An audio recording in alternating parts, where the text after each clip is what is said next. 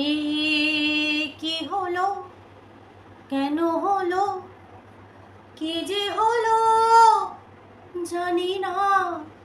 শুরু হলো, শেষ হলো, কি যে হলো জানি না তো। এ কি হলো।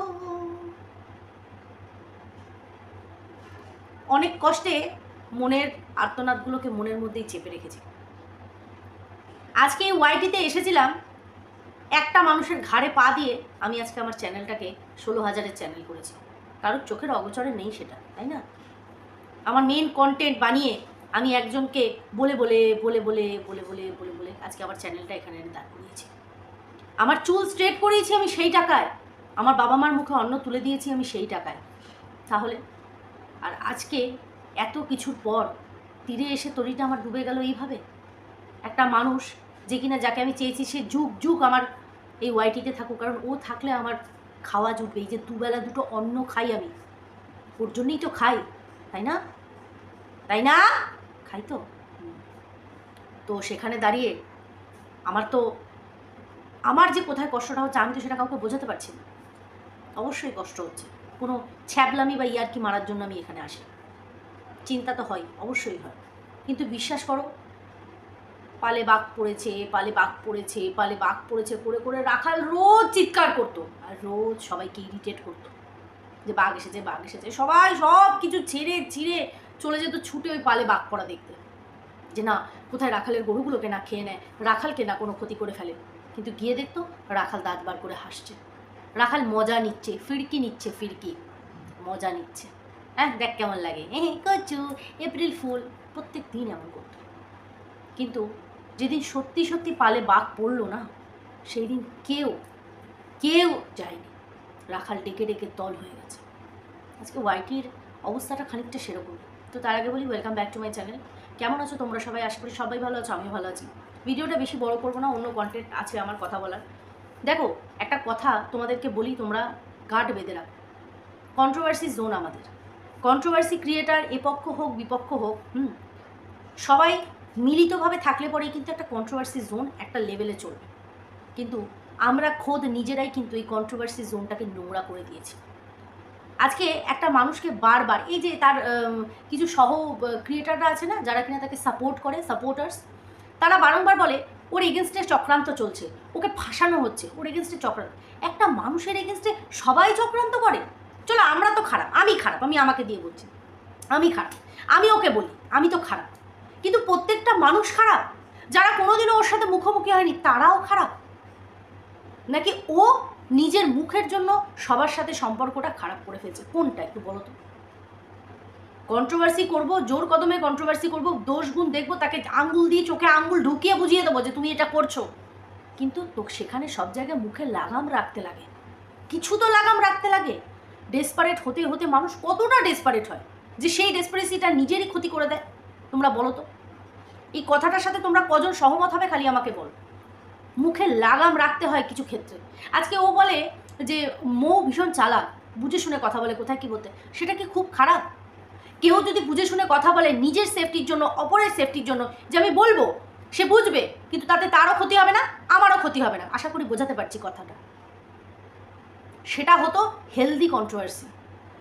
আজকে ওর ব্লগ ভিডিও আমি দেখি, ওর ব্লগ ভিডিও দেখি আমি, আজকেও দেখলাম। ব্লগ ভিডিওতে ও বলছে যে, লাস্টের দিকের কথাই বলছি, যেটা বলছে সেটা হচ্ছে ওর জীবনের করা সবচেয়ে বড় ভুলের মধ্যে মন্দিরা, যার জন্য আজকে কোথাও না কোথাও হয়তো এই ফেসটা। আমি একটা কথা বলি, মন্দিরা ওর জীবনে ভুল কি সঠিক সেটা আমি জানি না, কিন্তু মন্দিরা যে সময়টা ভুলগুলো করছিল, সেই সময়টা সবচেয়ে ক্লোজ আর সবচেয়ে কাছে এগিয়ে গেছিল ও, সেই সুযোগটা পেয়েছিল। দিদির তকমা দিয়েছিল ওকে, বোন বানিয়েছিল মন্দিরাকে। একটা দিদি হিসাবে একটা বোনকে কি করা উচিত? অবশ্যই সাপোর্ট করা উচিত, কিন্তু সেটা কি তার অন্যায় কোনো কাজে? না, কখনো না। ও দিদি হয়ে গেছে, মন্দিরার করা ভুলগুলোকে দিনের পর দিন বৈধতার ট্যাগ লেগিয়ে ও সঠিক প্রমাণ করার চেষ্টা করেছে। আজকেও বলছে যে কিনা নিজের শ্বশুর শাশুড়ি সবাইকে তুচ্ছ তাচ্ছিল্য অপমান করিয়েছে। কেন হতে দিয়েছিস? কেন হতে দিয়েছিস? আজকে যদি তোর বোন, খোদ তোর বোন এসে বলে দিদি আমার শ্বশুর শাশুড়ির নামে এই কথাগুলো বলতো, আমার হাজব্যান্ডের নামে এটা বলতো, দেখা যাচ্ছে যে ওইটা ভুল করছে, সেখানে আমরা দিদি হয়ে কী করব? একটা চর মেরে বলবো বেশি বাড়াবাড়ি কম কর, নিজের সংসারে ফিরে যা, নচেত একা থাক। এটা নোংরামি। জানার পরেও সেখানে ও সেটা করেনি। ও সোমনাথকে দিন দিন খাটো করে হুলকে একটা সঠিক পজিশনে আনার চেষ্টা করেছে যে পরকীয়া বৈধ। কোড দিক পরকীয়াকে বৈধতা। আমরা তো সমাজে বাস করি, আমরা কি করে মেনে নেব একটা এক বাচ্চার মা, একটা বাড়ির বউ, সে এরকমভাবে একটা বাচ্চা ছেলের সাথে পরকীয়া করবে? সেটাকে বৈধতা দেয় কখনো? আমাদের ফ্যামিলিতে হলে আমরা কোনোদিনও মেনে নেব, ওর ফ্যামিলিতে হলেও কোনোদিনও মেনে নেবে? কখনো মেনে নেবে না। তাহলে এই ক্ষেত্রে কেন? তার মানে পয়সা, কন্ট্রোভার্সি, আপনত্ব ছিল না। তাহলে আমরা বলতে পারি ভুল কি করে? যখন মন্দিরা ওর সাথে বিট্রে করলো বা কথা বলা বন্ধ করে দিল, সোমনাথ ওর এগেনস্টে একটা ভিডিও করলো, 30 না 35 মিনিটের একটা ভিডিও করলো। সেই ভিডিওটাতে যদি ওর রাগ থাকে, ওর তো বলার দম অনেক আছে, ও গালি দিয়ে একটা ভিডিও করে সেটাকে সেখানে মিটিয়ে দিতে পারতো, কিন্তু ও সেটা করলো না। ও দিনের পর দিন সেখানে পুরোনো কল রেকর্ডিং তুলে এনে দিনের পর দিন মন্দিরাকে খুঁচিয়ে সেটাকে গা করলো। কেন হতে দিল খাটা? কেন হতে দিল? আজকে ও যখন নিজের ব্লগ চ্যানেলে মন্দিরার কথা তুললো, সেই পারপাসে আমি কথাগুলো বলছি যে নিশ্চয়ই মন্দিরার করা কিছু কাজকর্ম হয়তো ওর পক্ষে কিছু ভুল সিদ্ধান্ত হয়েছে। আজকে আমাদের কোনো ক্রিয়েটার, সহ ক্রিয়েটার যদি ছেড়ে চলে যায়, আমরা কেউ কোনোদিনও চাই না কারোর চ্যানেল নষ্ট হোক, কারণ অনেক কষ্ট করে দাঁড়ানো চ্যানেল। কিন্তু সেই চ্যানেলের মধ্যে সে কী প্রেজেন্ট করছে, সেইখানে তাকে লাগাম কষতে হতো বা কষতে হবে। প্রথম কথা তো দেখো, এইরকম বহুবার ও করেছে যে আজকে ভিডিও দেবো না করে ও একদিন বন্ধ রেখে সেকেন্ড দিন ঠিক ভিডিও দিয়েছে। এটা ওর একটা মজার খেলার মধ্যে পড়ে গেছে, ভিউজটাকে গ্রো করার জন্য পড়ে গেছে। কে জানে যে ও এইটাই করছে না। আজকে এরকম বললো, কালকে বাদে পরশুদিন ও পুনরায় ভিডিও দেবে, আমরা জানি। বা ব্লগ চ্যানেলটাকে দাঁড় করানোর একটা নতুন টেকনিক, আমরা কি জানি? ও তো এরকম এর আগেও করেছে। কারোর বিষয় নিয়ে খিল্লি ওড়াতে আমি এগ্রি করি না, তো আমি এখানে খিল্লি করতেও আসবো না। কিন্তু প্রশ্নটা একটা, যে বারংবার মানুষ তোমাকেই কেন বলে? কেন সুযোগ পায় তোমাকে বলার? সবাই তো পারবে না। একজন করলো, দুজন করলো, সবাই করতে পারছে। আজকে কণিকা উজ্জ্বলরা অতি সহজে একটা বিষয় করতে পেরেছে।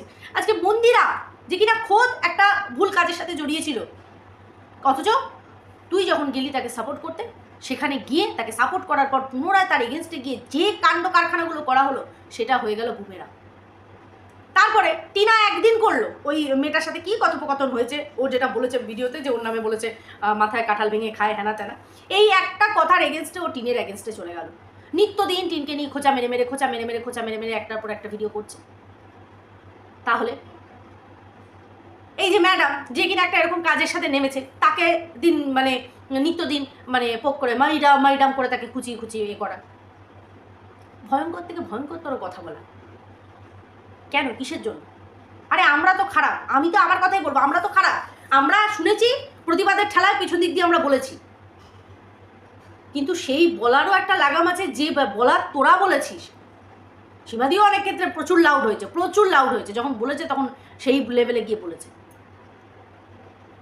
কিন্তু কেন? সেখানে সীমা বসে আছে, তাহলে তুই না কেন?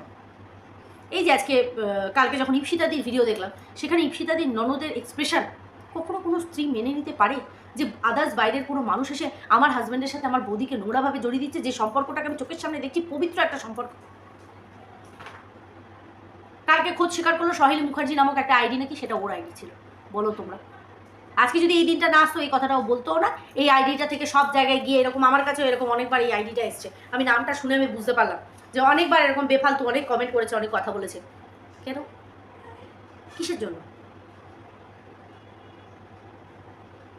আজকে কন্ট্রোভার্সি আর হাজব্যান্ডের মধ্যে হাজব্যান্ডকে বেছে নিয়েছে, সত্যিই তো সে প্রায়োরিটি। কিন্তু আজকে এই দিনটা এলো কেন?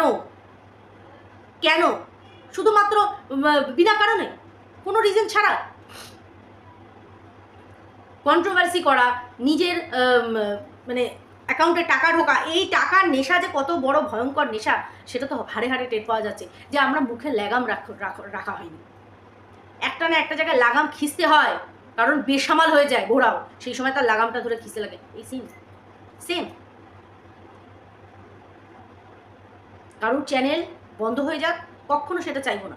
অবশ্যই চ্যানেল থাকুক, সে কন্ট্রোভার্সি করবে, কিন্তু কন্ট্রোভার্সিটা কোন জায়গায় গিয়ে করছো, কেন করছি, রিজন, যাকে তাকে নন্দাই নাঙ্গি বলে দিলাম, আরে সে তো প্রশ্ন তুলবেই। নন্দাই নাঙ্গিটাও যেমন আমরা তাকে দেখিনি যে সত্যি নন্দাইয়ের সাথে সে কিছু করে বেড়াচ্ছে, ভাগনা নাঙ্গি বলা হয়েছে, ভাগ্নি মামির সাথে সম্পর্ক করা হয়েছে, সেটাও আমরা সোশ্যাল মিডিয়াতে কেউ দেখেনি, সব খবর ঢুকেছে। কারণ বলতে হয়েছে, কারণ তুই কাউকে বলতে ছাড়িসনি, তুই একদিনের জন্য কাউকে স্পেয়ার করিসনি যে না চলো স্পেয়ার করে দিই। যাদের সাথে কি ক্লোজলি মিশেছিস তাদেরকেও ছাড়িসনি, যারা যখন একটু হাতে ঘা পড়েছে সাথে সাথে তাদেরকে ফস করে তাদের ছবল মেরে দিচ্ছিস ডাইরেক্ট, কোনো রকম উসপিস করা না, ডাইরেক্ট ছবল। তাহলে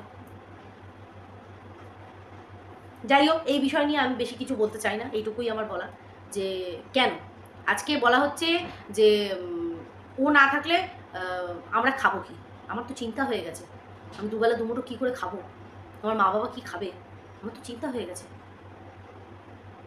তোমরা ইদানিং হয়তো লক্ষ্য করছো আমি কিন্তু কন্টেন্টের বাইরে গিয়েও কিন্তু অন্য কন্টেন্ট নিয়ে কাজ করছি, কম ভিউজ আসুক বেশি ভিউজ আসুক হচ্ছে, যেটা হওয়ার মতো হচ্ছে। কী হবে, 1 মাস কম যাবে, কি করা যাবে, কিন্তু মানুষকে তো বোঝাতে হবে যে কন্ট্রোভার্সি জোন কখনোই সেটা থেমে থাকবে না, কন্ট্রোভার্সিয়াল অনেক বিষয় আছে, সেগুলো তুলেও কথা বলা যায়।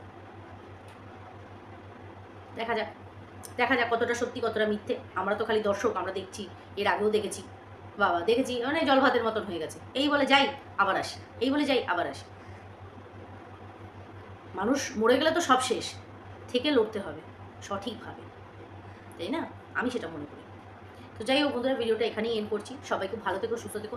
নেক্সট আরেকটা ভিডিও নিই, কুলাঙ্গার ছেলের কিছু গল্প তোমাদের শোনাবো। সবাই খুব ভালো থেকো আর চোখ রেখো।